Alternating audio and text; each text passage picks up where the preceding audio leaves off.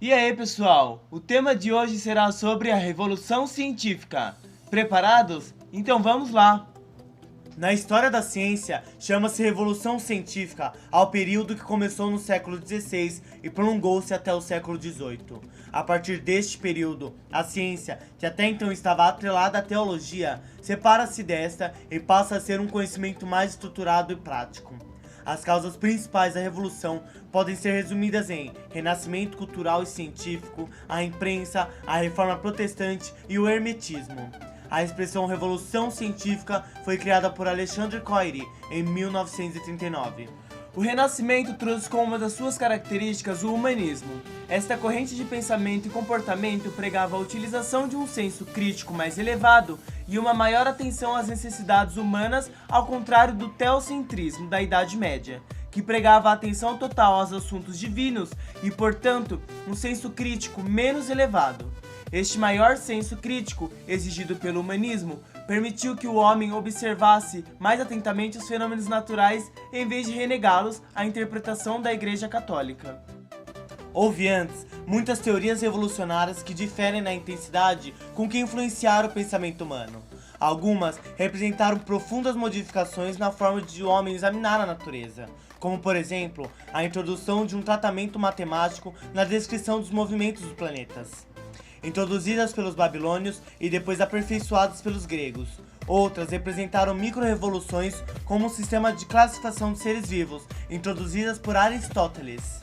Eventos marcantes da Revolução Científica, no início do século XVI, foram as publicações das obras das Revoluções das Esferas Celestes, por Nicolau Copérnico, da Organização do Corpo Humano, por Andreas Vesalius, e o Diálogo sobre os dois principais sistemas do mundo, por Galileu Galilei, e o enunciado das leis de Kepler impulsionaram decisivamente as revoluções científicas.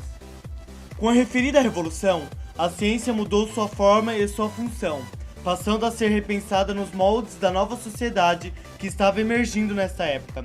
Os objetivos dos homens da ciência e da própria ciência acabaram sendo redirecionados para uma nova era das influências místicas da Idade Média. De modo decisivo, a revolução científica. Os reformistas pregavam que uma forma de se apreciar a existência de Deus era através das descobertas das ciências, e por isso essas foram incentivadas, proporcionando uma propulsão ao desenvolvimento da revolução científica. Finalmente, o hermetismo selou a revolução, na medida em que representava um conjunto de ideias quase mágicas, mas que exaltavam a concepção quantitativa do universo, encorajando o uso da matemática para relacionar grandeza e demonstrar as verdades essenciais. A difusão da matemática criou um ambiente propício para o desenvolvimento do método científico mais rigoroso e crítico, o que modificou a forma de fazer a ciência. Não é necessário enumerar as consequências deste período na história da ciência. Todos os grandes desenvolvimentos posteriores talvez não tivesse sido possível sem a reestruturação científica. Como toda revolução, esta não ocorreu de maneira isolada ou por motivos próprios, mas foi consequência principalmente de uma sociedade embutida em novas ideias.